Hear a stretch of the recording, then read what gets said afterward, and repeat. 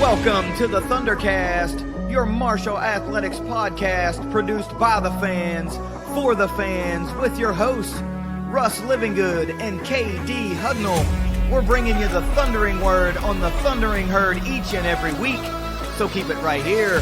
The ThunderCast is on the loose.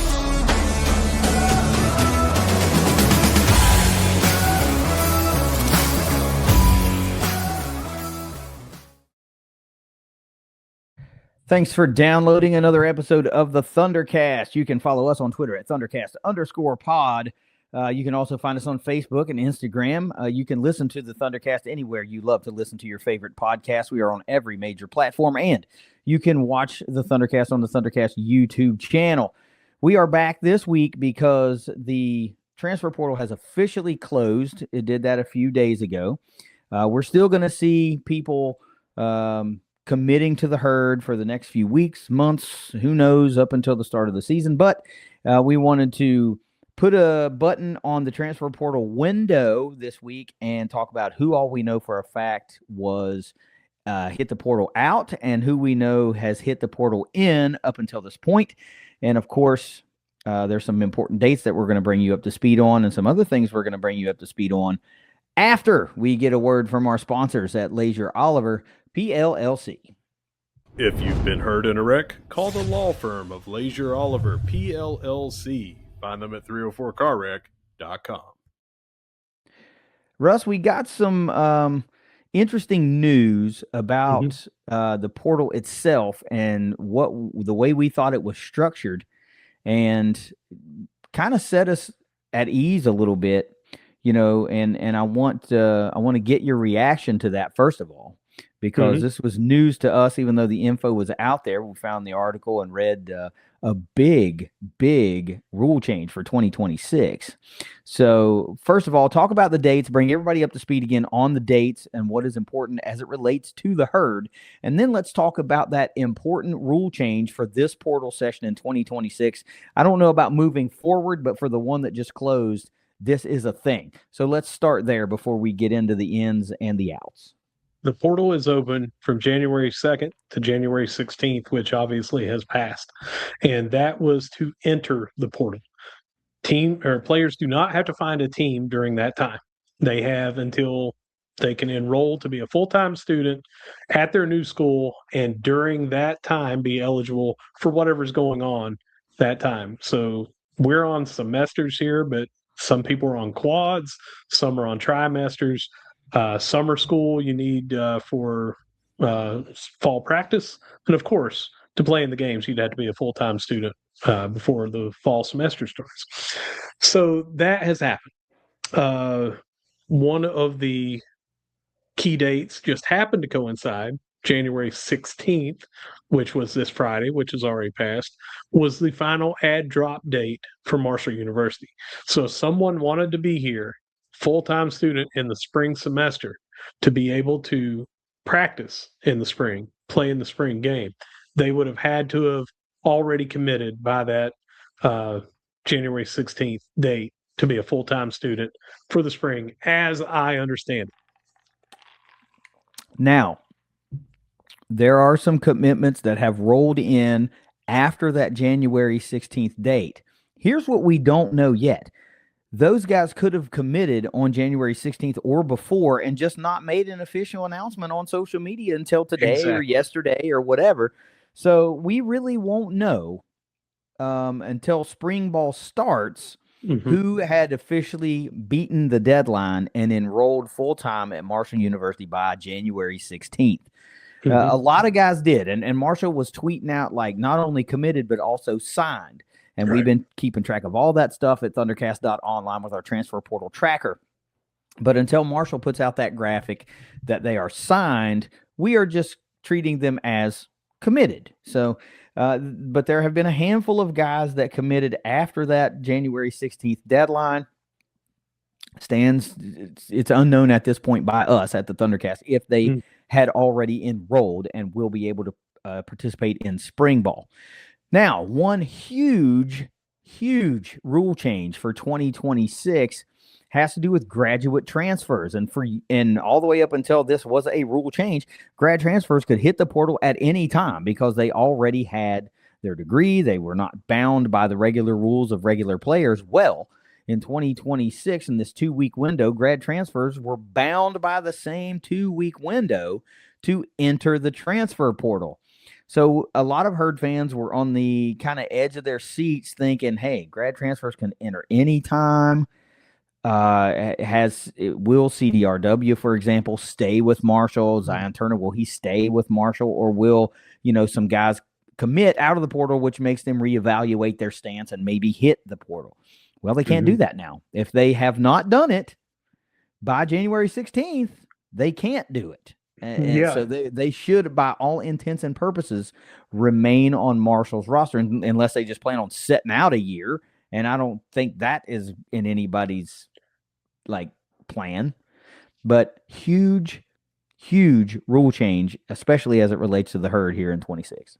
And I personally am guilty of pushing that out to everybody. I think I've done it here on not just the show with you, but also with Jed on our weekly news show. But I know that I have on social media. I've answered questions, and I've done that on message boards. And here's why. One, it had always been that way. And we pride ourselves on keeping up to speed on all this stuff. Me particularly, how OCD I am about this stuff. So I went and started doing Google searches, and I would search for things like graduate transfer, portal window, NCAA, things like that, changing the format, the order, all that stuff. Take this word out, put this word in. I could not find any more than one singular article on it. Everything else was talking about 2024. It was talking about this is something that's been proposed. It hadn't been voted on. No one had come out with another article on it. NCAA.com was one of the top returns that you get from the Google search, and it talked about the 2024 portal window. So that is how obscure this is that it's out there. And that is huge. That's the biggest thing. There are two other very, very small changes that have happened too. And that started January the 2nd, 2026, in this same article that was going over the rule changes. One is if a coach leaves. It used to be 30-day window. You get a 15-day window. So that's a minor change. And I say minor because the likelihood of a coaching change right now is so rare that it's probably not going to make that big of an impact at this time. Moving forward. Sure. In season, it'll be a huge timeline, but spring ball, not so much. Huge thing. Right now, at this point of the off season, it shouldn't be that big of a deal that somebody's going to be leaving. It would have to be over some kind of health thing or misconduct or something that. So the second change was that anyone still playing football after January the 12th, which is a week ago today, that they would get 5 days after their final game. So the people that are playing tonight, as we record on Monday night, before the national championship game, they have 5 days starting tomorrow would be their first day that they can enter the portal. So that's the changes that happened. We're bringing this up to you right now because, hell, we didn't know, or it would have already been something we would have been telling you, because we wanted to get it accurate and out there.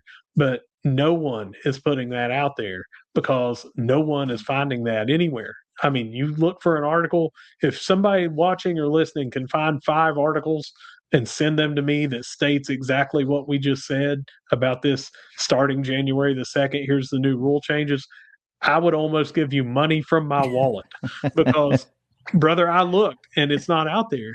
And you would think anything else that you look for, you can find 5, 10, 15, 20 articles stating it. But this was not even put out by ncaa.com, .org, whatever. I started looking around, searching, could not find it.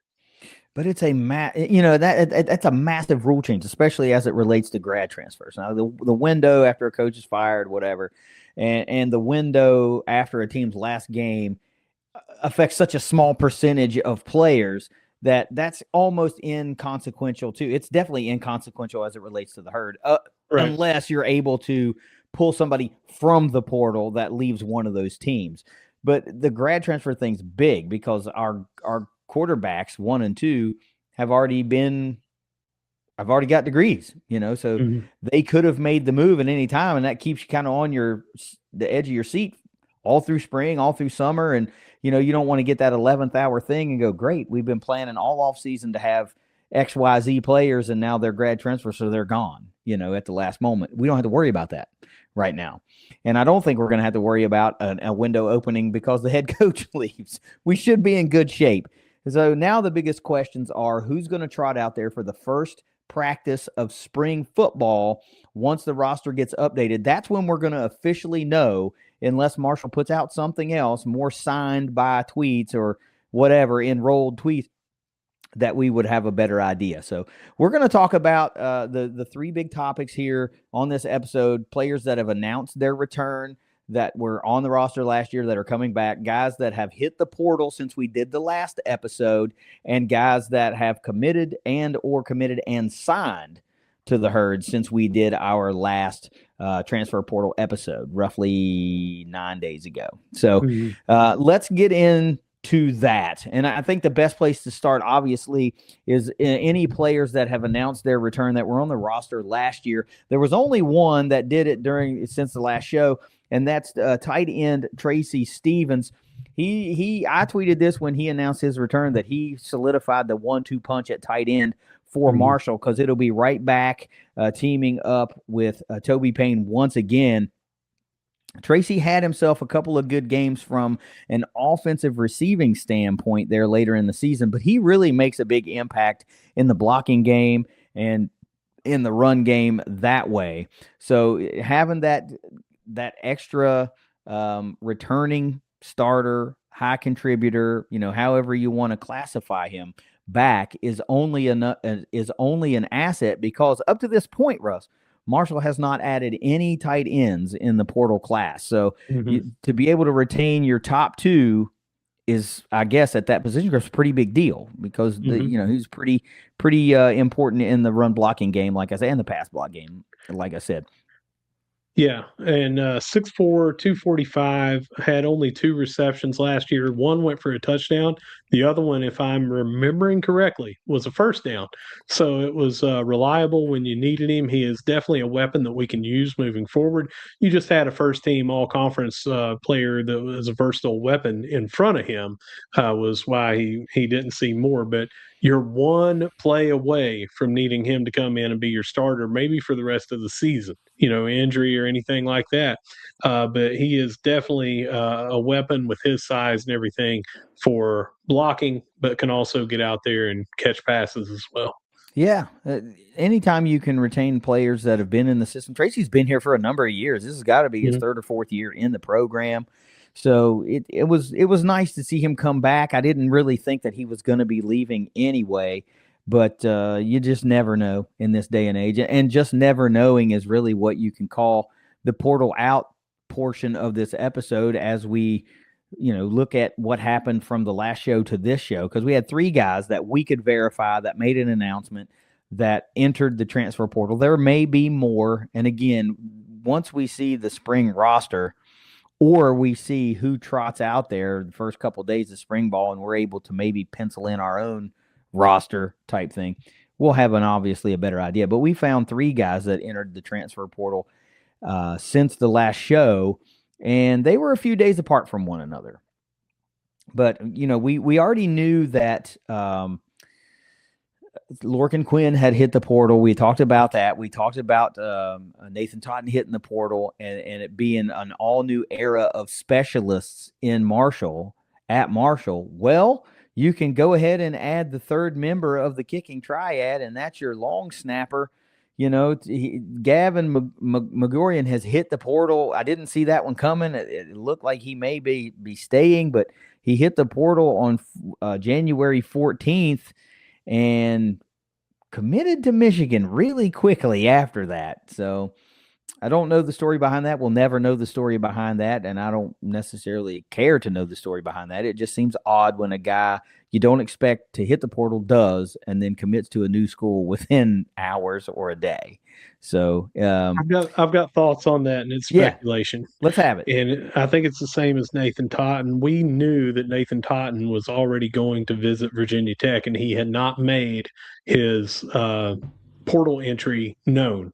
It was not anything that could be confirmed. It was basically hearsay, as far as we're concerned. We only talk about or post about things that are already out there. Try not to do anything. What if he decided to remain and did not want that to be out there? Right.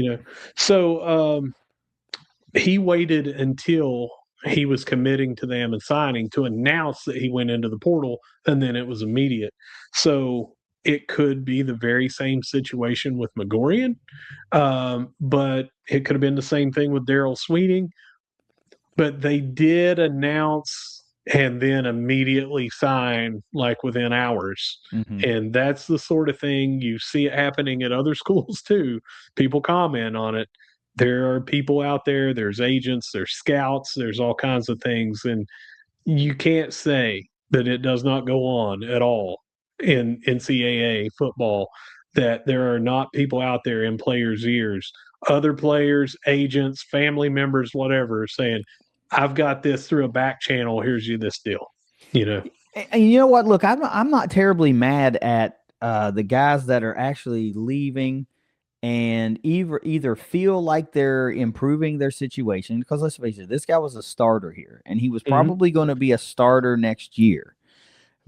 So if he feels like he's improving his situation by playing for a contender or something like that, I get it. If he's getting a little bit of a deal, I also get that. Where I have the problem is these agents and these handlers that are telling kids, hey, I can get you this, but they can't get them that, so these kids give up something good that they've got only to go somewhere, if they're lucky enough to go somewhere, to be buried on a depth chart, or have to ultimately take a step down because you were, you've beaten yourself out of a roster spot where you were contributing and playing, and now there's just not another spot for you.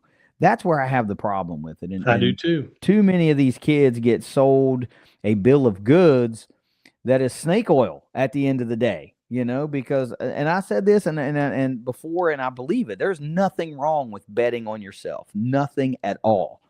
But that's not what these situations are. It takes someone else to bet on you too. That coach has to believe in you. That team has to believe in you. Just knowing that you're good and thinking you're good enough is one thing. Somebody else also has to believe that and offer you a roster spot, when there are people that already believe that. And that's why you were playing, say, at Marshall. So it's not just a case of, believing in yourself. And I think there's a lot of kids getting a lot of bad information, and a lot of careers are being derailed, and even worse in this era that we have going on right now. So here's where I've got a question for you, and you may not know the answer. And this is totally has nothing to do with the transfer portal. I can't tell if it's your big city Cedar Grove upbringing over my Gilbert, West Virginia upbringing, or if it's because you have moved away to Florida and you have now gotten to be where, when you said got sold and you said bill of goods, nothing wrong with that. But my Mingo County, Southern West Virginia, my ears were getting ready to hear pig in a poke. Oh, so yeah. So, your big city living up there in Cedar Grove must have been a lot more eloquent than my pig in a poke. If Mingo you think County. Cedar Grove is city, then I got another thing for you. I guess the only difference you can say is it's Kanawha County versus Mingo County, but there's a lot more similar about Cedar Grove and Gilbert than there is different. I can tell you that. That reminds me, we really need to bring in Jamie Cook as our traveling correspondent, so we can just bring him up in the window, and all he does is affirm something I said with "ain't it bulls," So, and now that we've gotten off topic a little bit, let's just come back full circle. It's all right. That was a fun little aside. Just the very next day, defensive lineman Katron Evans hit the transfer portal. This is a very different situation from most of the other guys that have hit the portal to this point. He needs a waiver, and to this point, he has not received that waiver. So we don't know what the motivation was to hit the portal if it was recommended to him to do that because Marshall didn't want to take the chance that he may not get the waiver and they couldn't fill that roster spot, or maybe he thinks whatever, that's the best move for me. So immediately upon announcing that or tweeting that he had entered the portal, I had some folks that were like looking at it as if it was his choice to go. He didn't want to be at Marshall. And I don't think that's the case at all. I think he wanted to be here, but there's a waiver lingering out there. And remember, if he gets the waiver and there's a roster spot, there's nothing that says he can't return to Marshall after being in the portal. You can get him from the portal.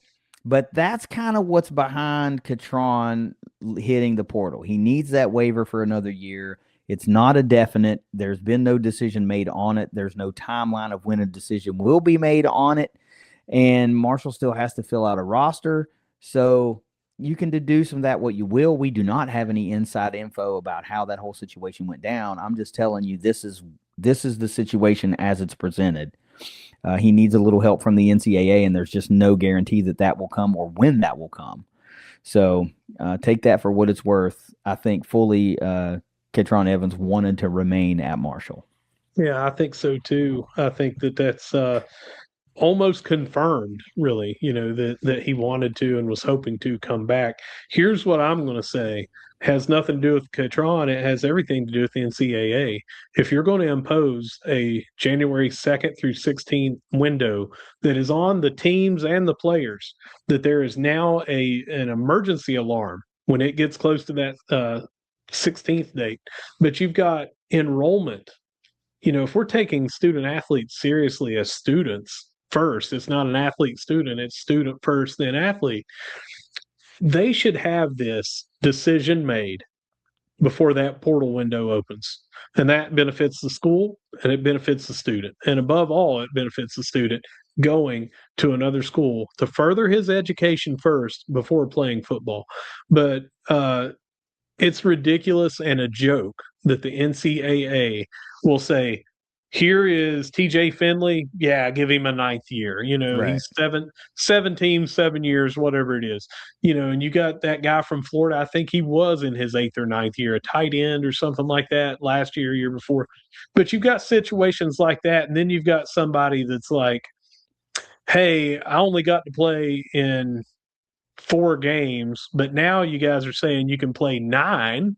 That's another rule that we should probably talk about after this. You can play in 9 games and you get 5 years, 9 1 year and as many as you want those others.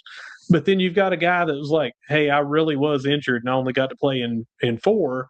And I took my medical red shirt or how many medicals can you get? And they're preventing the school, other schools, and more importantly, the student athlete from being able to know before the portal's open. They forced this kid into the portal, in my opinion. The NCAA did. Yeah, and he's not alone. There are countless athletes that are in the same situation. And the only thing that I would say to kind of put the onus back on the player for that is there's obviously, if there's not, there should be a deadline for filing for that waiver. You can't be like, well, I'm going to file my waiver during the transfer portal window and I expect you guys to get it back to me in 72 hours. Like, I could see how that would get you in a bind. But if they're like, if you're trying to get a waiver, like, hey, I need to file that thing by like October, or something. So they got plenty of time to make a decision because they're going to get hundreds, if not thousands of waiver requests or whatever. But a lot of these situations seem like the NCAA and players, coaches, programs are learning on the fly on some of these nuances, and it sucks. That's what I was getting ready to say as a counterpoint. Not to anything that you said was wrong, everything you said was 100% correct. But if they're changing the frickin' rules, almost dropped a big one here. If they're changing the rules during the transfer window that they voted on and said, now you get 5 years and you've got 9 games to play. That's what I was alluding to that we were going to talk about. Is it used to be 4 games. Now you can play up to 9 and still take a red shirt that year, and you have 5 years to play with that counting as one of them. And if you're going to bring that out while the damn transfer portal is open, and that opens up, well, this player's now getting 5. When does that start? They didn't say if it's incoming freshmen from this point on or whatever. Does it apply to somebody else that didn't play in 10 games in this year, the year before, that sort of thing? It opens up a bunch of different situations where someone could go in and get a judge to file an injunction and say, now, wait a minute. If we're making this fair across the board, shouldn't it be anybody that's currently in the NCAA? You know? So they can't do this and say, hey, here's this deadline portal window and here's what we're going to do. And then they're like, we're going to come out with a brand new rule right in the middle of it. You know? It's the 14th. We come out with this new rule. And oh, by the way, the 16th is when it closes. And then you've got people going, no, wait a minute. I've got another year. You know, how's this work? So again, I agree with everything you said. Player and more so the team and compliance ought to be helping that player. But when the NCAA nationally is changing that, I mean, it's asinine. More than doubling the amount of games that you're allowed to play. It's not like they went from 4 to 5 or 4 to 6 or something like that. For those that don't know, I'm gonna make this statement so you understand what we're talking about. The rule was you could play 4 games in a season and then not play any more games and retain your red shirt year. Well, they came out and said you can play 9 games in the season and retain your red shirt year. So you can see now, if you hadn't heard that, you can see how that changes the dynamic for a whole lot of people that said, well, hey, I only played 4 games. I suppose I should get 9. And you're right. They didn't specify, is this for all active players or is this a rule that goes into effect now that we've changed it and it's for 2026 players and forward? There was not differentiations made and all that stuff. So now you got guys going, wait a minute, you're giving years back? Hold on. This changes my whole line of thinking. What are you guys doing here? So now you got people that are forced into a decision.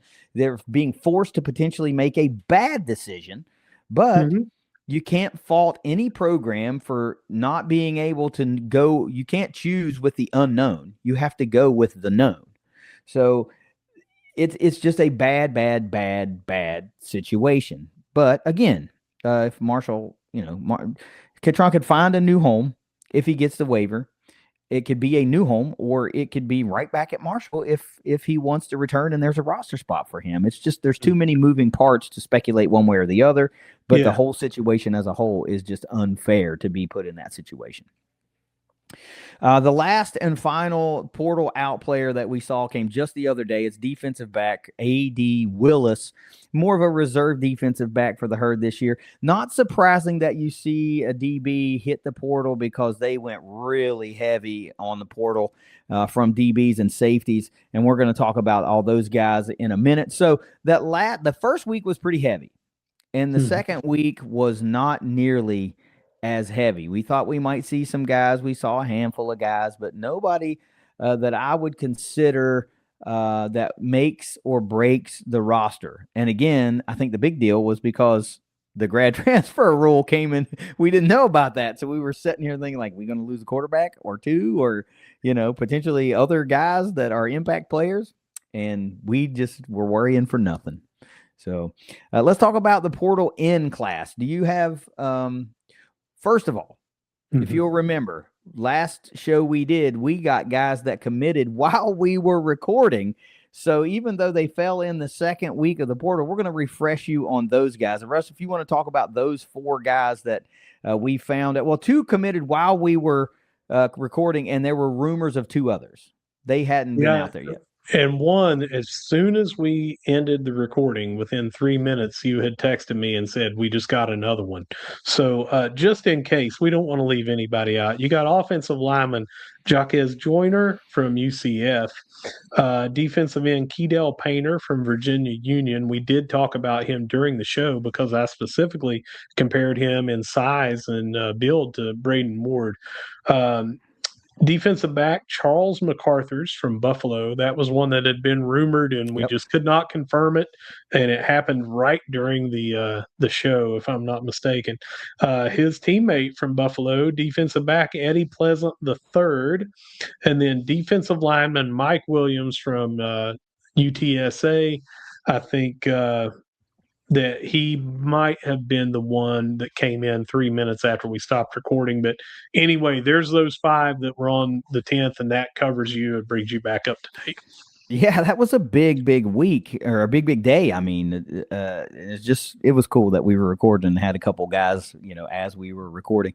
But since then, there were, let me think, 1, 2, 3, 4, 5, 6, 7, 8 more guys this week. So it was a pretty big week. And Russ, if you think about some of the guys, some of the positions that we thought we might see this week. Mm-hmm.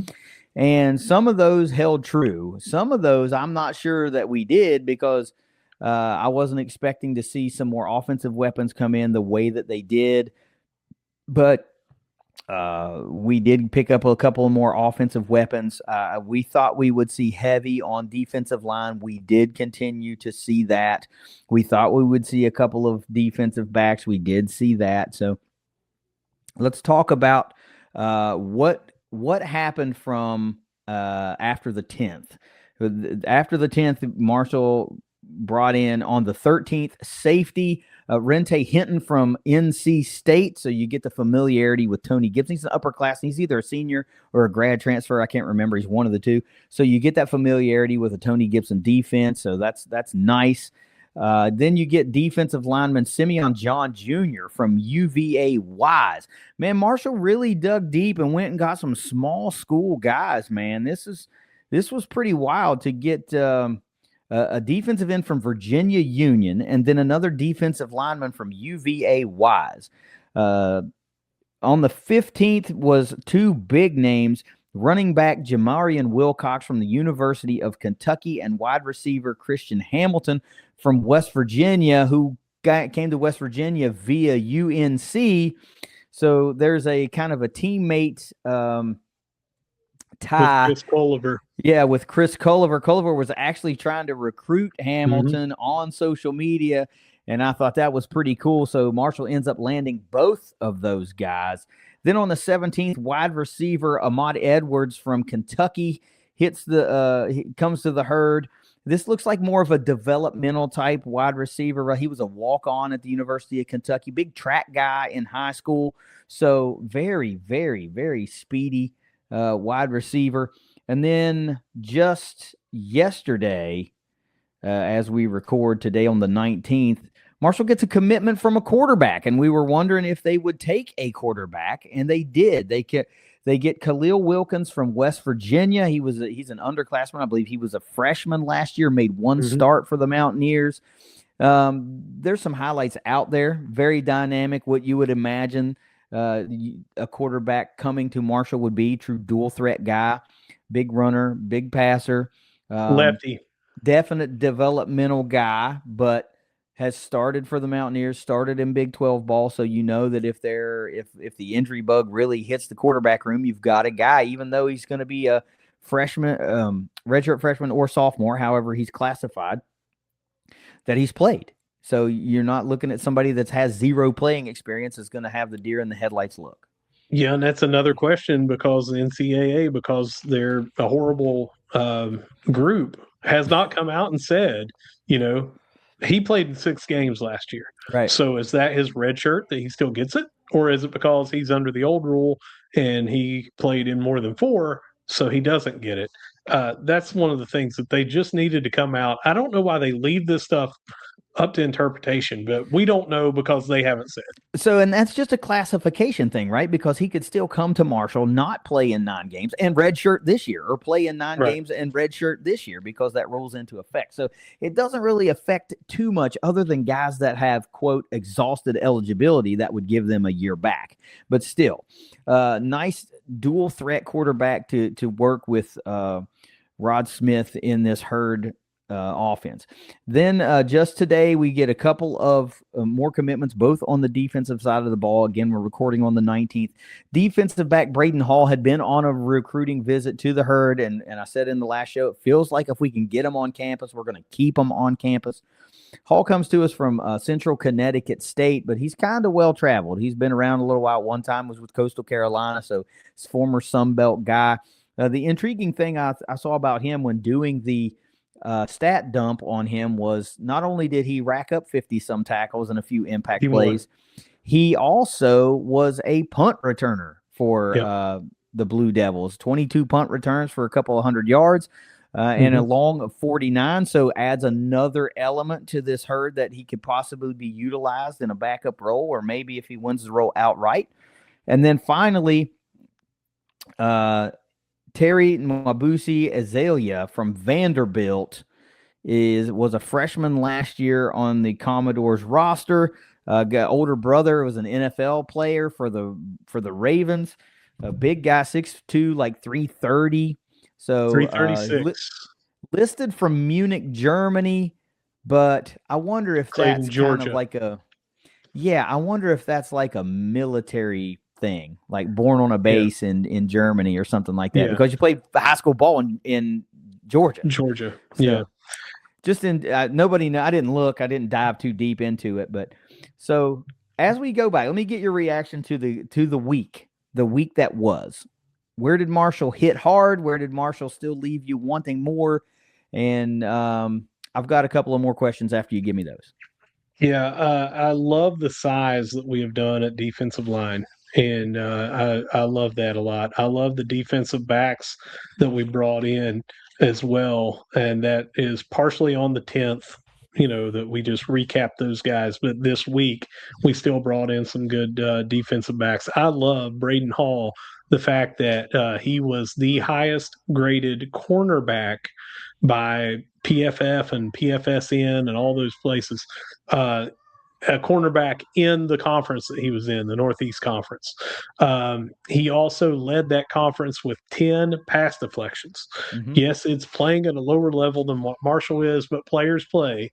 And if you watch his highlight of how shifty he was on that long punt return, this guy seems like he could be a playmaker. He allowed 0 touchdowns on the year at cornerback. Someone that gets 51 tackles, 29 of them being solo, and allows no touchdowns while leading the conference in rating percentage and in pass deflections, seems like a guy that is going to be a player. I'm not guaranteeing you that he'll be a starting cornerback, but he definitely should be somebody that is going to be in the mix. I like that we got some more offensive weapons at wide receiver / returner.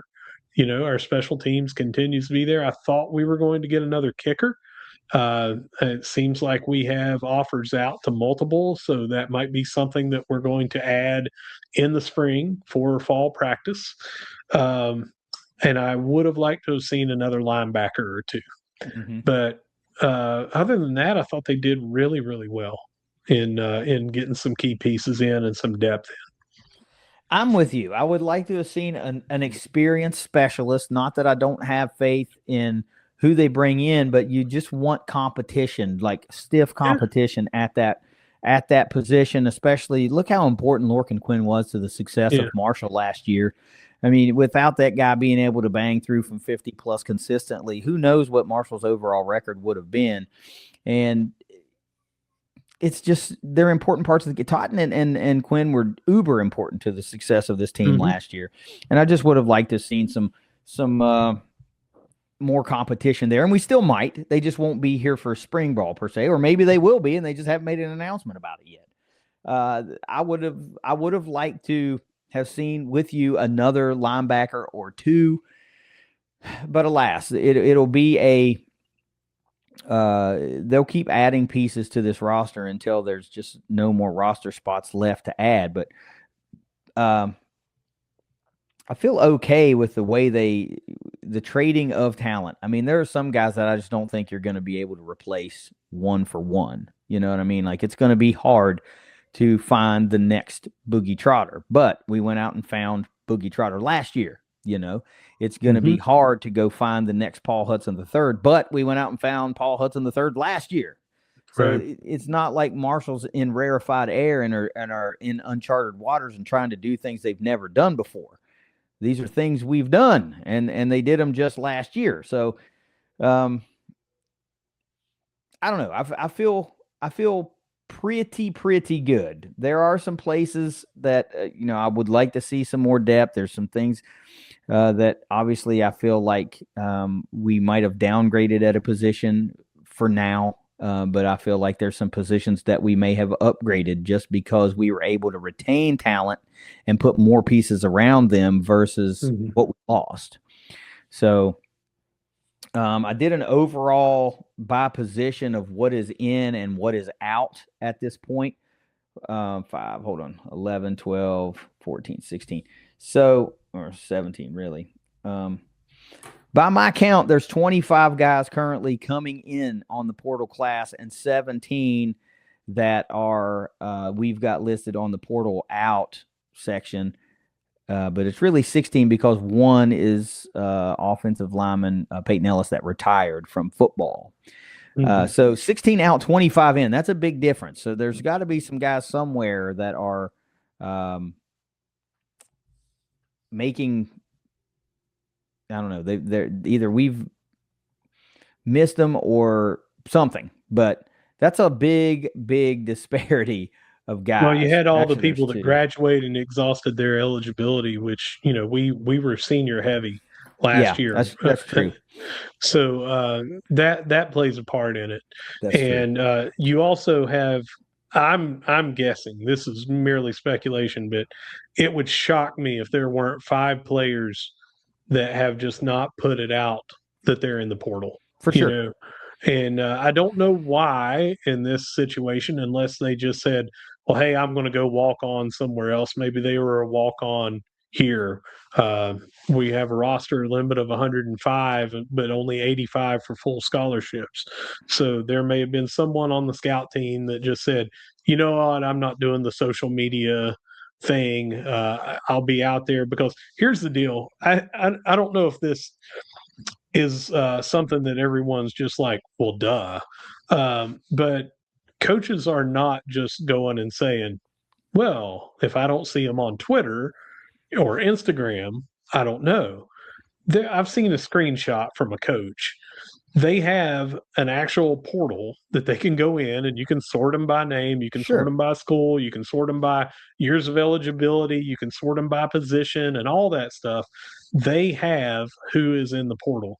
So you can go out there and hustle as much as you want and put yourself out there on the portal and, hey, here's my stats and here's this and that. But, most of the time, I don't think that is needed for another coach because they've got your film. The ones that you see doing that is mainly, hey, I didn't get much playing time, so here's some practice film and things like that, scrimmages. Right. Yeah.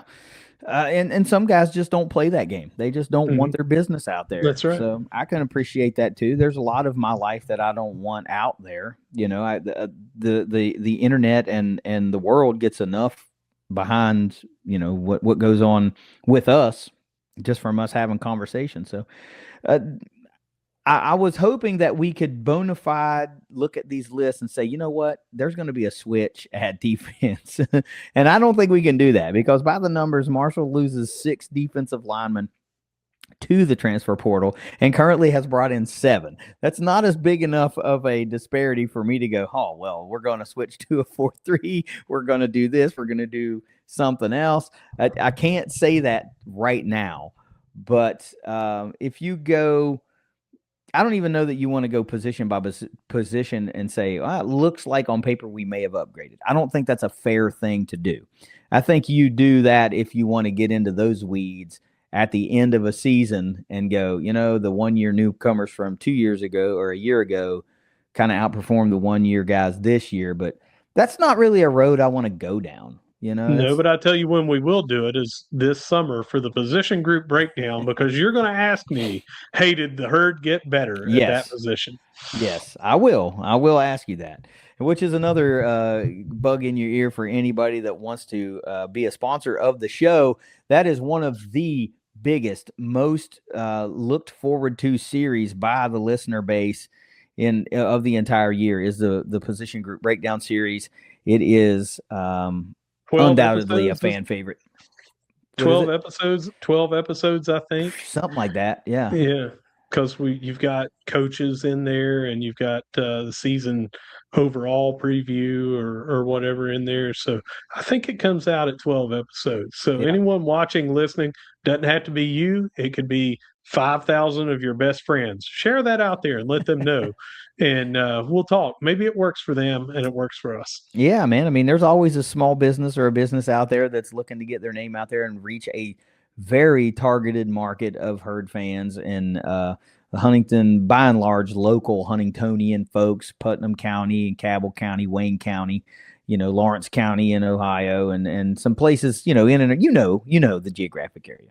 Yeah. So, you can get up with us. Our DMs are always open. But Russ, are there any of these guys that committed to the herd this past week that really jump off the page at you, that made you kind of perk up and go, oh, well, I didn't see that? First of all, there were a lot of guys that I didn't see at all. There was no smoke about this guy might be this. Like, really, this latter part of the week was guys that I did not see on the radar. There were no rumors about it, really. So are there any guys that committed that really jump off the page to you this week? Yeah, and I'm going to butcher his name, but Nwabuusi Azalea coming to us from Vanderbilt. So he 6'2", 336. He's got 4 years definite of eligibility left. He was an early enrollee at I had it up here. I think it was North UNC. Carolina. Yeah, I had it. I just wanted to make sure. He was at North Carolina. Early enrollment spring of 2025, and then of course you got to leave. You were able to do so, and he did. For whatever reason, he left and he went to Vanderbilt, and then he did not play, so he took his red shirt. Doesn't matter if it was four games, 9 games. He didn't play it enough. He got the red shirt. He's got 4 years of eligibility remaining, and at 6'2", 336 under Ralph Street with 4 years, and his older brother was a defensive lineman in the NFL. And one other little thing is a lot of these defensive linemen and offensive linemen did this, but he was an offensive lineman as well in high school. So you just know that guys like that have the footwork type of thing down, but they also know the techniques to watch for from across the line from them. Mm-hmm. So he's really intriguing to me with his size and everything. And again, I believe in Ralph Street. So you take a piece of clay like this for Ralph to have time to do. If this guy stays here, he could be really special, in my opinion. Hard to argue with that. Anytime you give Ralph Street some relatively unmolded clay to be able to develop and turn into what reach the next level of potential, he has a really great ability of doing that to now year after year of Marshall defensive linemen, just quality football players that come out of his room year in and year out. I'll tell you what has really leaped off the page to me, and I'm not sure that it's a player in particular. It is the total commitment to the defensive secondary from the portal by Marshall. And I mean total commitment. You're talking about 2 new coaches coming in to take the secondary over, defensive back, a corners coach and a safeties coach. And now this past week, 4 guys out of this for this week alone. And I think the 2 guys from Buffalo, MacArthur's and Eddie Pleasant III, really, really get me a little excited because these are guys that not only know how to play at a really high level, they've got great stats across the board, but they're used to playing in a defensive secondary with one another. So you know that at least among those two guys, communication should not be an issue. And that was one of the biggest issues with Marshall's secondary last year was communication. So anytime you can plug a couple of guys in that are used to playing in the same secondary, that makes me feel good about the way that they're heading. And then you add in the third portion of that is a safety from NC State, a upperclassman, Rente Hinton, that has played with and under Tony Gibson. He should be uber familiar with terminologies and things that he likes to do. And then you round it all out with a really kind of a two-phase star in the game of Braden Hall, who can return punts for you and was very, very adept at getting passes defended and breaking up passes. I mean, the commitment to the defensive secondary needed to happen. Everybody that roots for the Kelly Green and White knows it needed to happen. And it's nice to see that Coach didn't just try to make some excuses and be like, well, if we'd have done this or that, and that they just went out and said, all right, it was a wholesale weakness on this roster. It cost us games. It absolutely cost us wins. So they're going to try to fix it from a ground up level. But you still get to return some of the guys that were impactful for you. So how about this offensive side of the football? Let's talk about that. The running back room was a very, very big strength for Marshall last year. You do get to return CDRW, which was the biggest part of the run game last year. You lose probably, without looking at the stats, I'm going to say your top three rusher. Well, maybe it's the top three because Barbie was up there somewhere. Three of your top four. Let's say that. You're losing three of your top four. I don't remember what order they were in, but then you come out and you go get yourself Jamarian Wilcox, who had a great year at Kentucky in 24. There's a whole lot of news surrounding his situation that is really nothing I care to speak on. But you can do your own searching and form your own opinions if you want to do that. But as a football player, he's a talented back. He's a really good running back. And then we have yet to see – we have been tracking guys that committed and also signed. But the guys that I haven't seen that signed were one of the running backs, and that's Jaquez Keys, which I believe you said is Ironton kid? Is that the one that's from Ironton? Yeah, he's an Ironton kid, and he went to Kentucky. Was going to Wake Forest, and then ended up signing with Kentucky instead, or decommitted, whatever he was able to do. He ended up at Kentucky, and then he was there for a year, and then last year he was at Northwest Mississippi Community College, which is a JUCO, and we had a couple of offensive linemen that had committed to us from there. We got one of them early in the process, and the other one decommitted from saying he was going to come and ended up going somewhere else. But that is a guy. I'm just going to do some more heavy speculating here. We've got California, Pennsylvania, Logan Greer, the center, and we've got Northwest Mississippi Community College, Jaquez Keys. I'm going to say that they don't have those guys signed because they're coming from a drastically different level is the only reason that we have not seen that out. Mm-hmm. And that is heavy speculation on us. I don't think that that's anything, because I think if there would have been a situation where they no longer had an offer or they no longer had something, that they themselves would have made an announcement, hey, I'm back in the portal. Yeah. Yeah. Recruitment is 100% open, and they have not. I'm just going to say that because those two have not done that there's either a NCAA thing that causes some kind of a delay because they're moving up from that level, or there is a situation where they just do not have to do that, whatever. Right. And then, of course, to round out the trio of running backs that have come to Marshall through the portal, it's West Georgia running back TJ Lester. So do you look at that and you say, yeah, okay, these guys can be comparable to the Mike Allens and the Antoine Robertses and those guys. Justin Williams Thomas hit the portal. But again, I like to say, don't forget, like guys like Judah Price are still on the roster. Anthony Quinn Jr., who we were really excited about last year, is still on the roster. So the running back room, yes, is a revamped room. I mean, you don't lose half of the guys and replace half of the guys and not be able to call it revamped. But that was such a big part of Marshall's offense.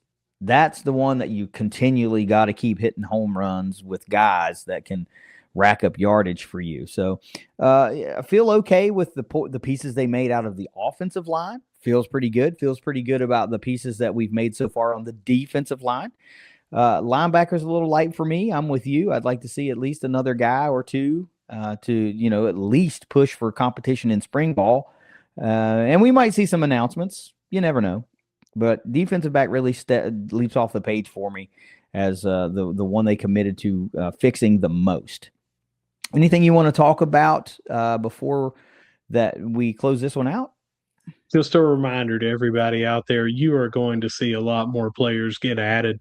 They just now, if they are past their window to be a full-time enrollee for the university of their choice so they could be in spring practice, they may take their time and find the exact right spot. And that also gives other time for the teams to say, okay, look, this is where we look like we're going to need more help. This is where we look like, we need to upgrade here, or we need to, this player got an injury working out and they're going to be out all season. All these things that aren't going to be reported, teams will be able to take their time and get somebody and make sure they get the right piece. Now, the deadline is gone. There was an emphasis on getting people in here for that time, so you had the full spring with them. But now that is gone, now they can take their time. So just be patient. Know that just because we didn't get that kicker that you were looking at doesn't mean that it's gone. Just because we didn't get a linebacker that you were hoping we would get doesn't mean it's gone. Offers are still out there. There are roster spots, and there's got to be flexibility to where they can say, okay, yeah, this guy was a preferred walk-on or whatever, and we're going to bring this person in. Give it some time. We'll be bringing some more people in. So I think that's a really interesting point that you just made that I hadn't considered. And usually I think very strategically just in daily life. And that was a good point that I had not considered in the way you explained it. And what I mean is you have your spring ball and coaches go, you know what? We are not performing the way I thought we were going to perform. We're behind where I thought we were going to be at this point in the season. We need to go out. Coach, I need a roster spot for another, impact DT. I need a roster spot for another impact running back. And it gives you the opportunity to be uber selective, because at that point there are going to be some guys that are going to be looking for a home. And it's much less of a muddy waters situation when you can look at things under more of a microscope and find the guy that you think really solidifies the unit that you're trying to build. That's a really good point. And I don't know why that never occurred to me. It could be a high school player too. It could be. Yeah. Yeah. I mean, there's all kinds of stuff, but now that they know, because that portal window is not there, that was there last year, that as soon as spring practice was over, a quarter of the team says, well, I'm not going to start. I'm going over here or whatever. I got this offer from an agent or this coach or this family member or whatever. That's gone now. So they can now look at this and say, what do we need to get better?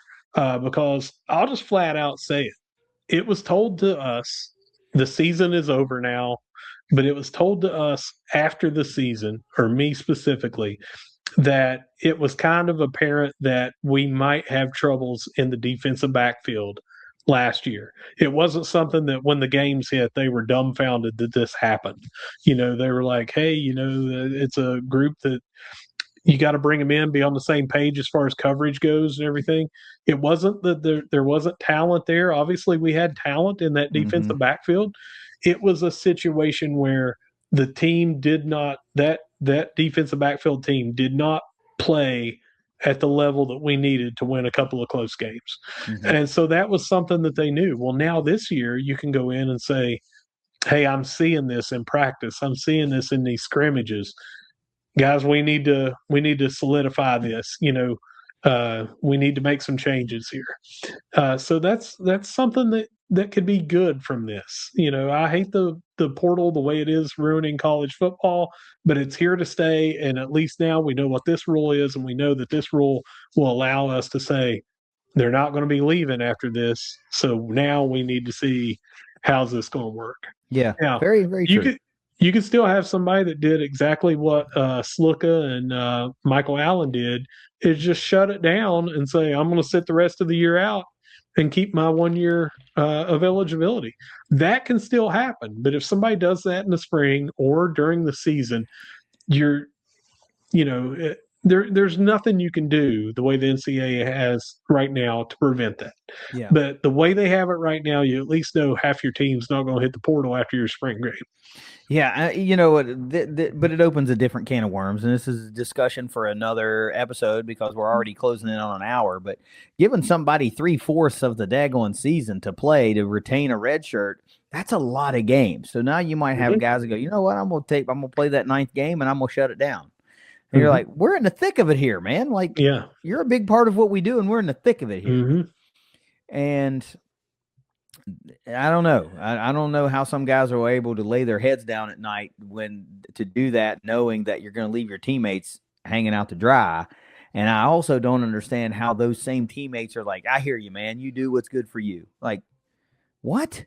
Like, we're all busting our asses out here. Like, who the hell are you to leave us hanging out to dry when we are on the verge as a team of winning something?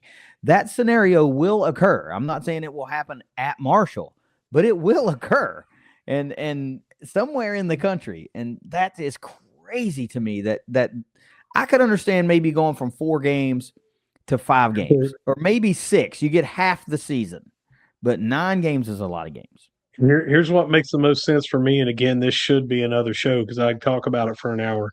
But if they would have come out with that article and said, we have decided to give a 5th year to everybody, it would have made a lot more sense to me than 9 games or any partial than it was, other than keeping it at what it already was. And here's why. If you have a kid getting ready to go to college right now and you start looking at how many hours they have to get their degree, 4 years is crazy to get them through anymore. Yeah. I would changed a lot. I would almost think about that too. Say, you know what, everybody's going to get 5 years. We're going to get rid of the red shirt year. Yep. That's it. Like, you get 5 years. That's it. You get 5 years. But maybe now maybe that's what it would evolve to eventually. Who knows? What happens right now, like you said, when somebody gets up there and they've played in their 9th game and they are a freshman phenom and an agent gets in their ear and says, I can have you at Ohio State next year making 2.5. And they're like, but to do that, you need to have all 4 years of eligibility with them to get this money. Then they go to the team and they say, Coach, if you can't match 2.5, I'm walking. I'm going to shut it down. You're going to see that happen, and that's crazy. Yeah. But anyway, that is another show. And if you got nothing else, I am going to take us out of here. I got nothing else. Take us out. All right. So whether you see us at the Jack, whether you see us at the Dot, whether you see us at Swim and Dive this Saturday, or whether you see us on ThunderCast.Online, ThunderCast.Online, where we keep track of everything as accurate as can be, sometimes up to the minute or the hour for this transfer portal tracker. No matter where you see us, we're going to be saying, go Herd. Go Herd. It's the ThunderCast. We'll see you next week. Later.